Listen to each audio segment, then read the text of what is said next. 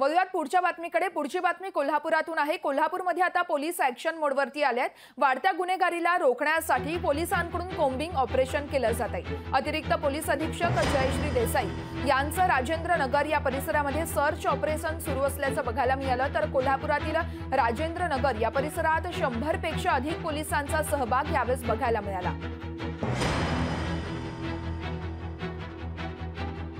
कोल्हापूरमध्ये काही दिवसांपूर्वी नागरिकांना फळकुट दादांकडून त्रास होत असल्याच्या तक्रारी प्राप्त झाल्या होत्या।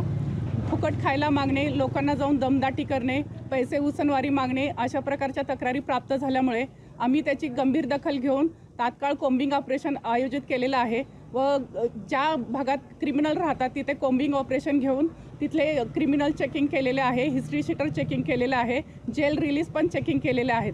भविष्यात असा कुठल्याही नागरिकांना कोणीही त्रास देत असेल तर त्यांनी तात्काळ कोल्हापूर पोलीसशी संपर्क साधावा। आम्ही ती गोष्ट तात्काळ त्यांचा बंदोबस्त करण्यासाठी गांभीर्याने घेऊन त्यांचा तात्काळ बंदोबस्त करून टाकू। लोकशाही मराठी ऐका, पहा, जागरूक रहा।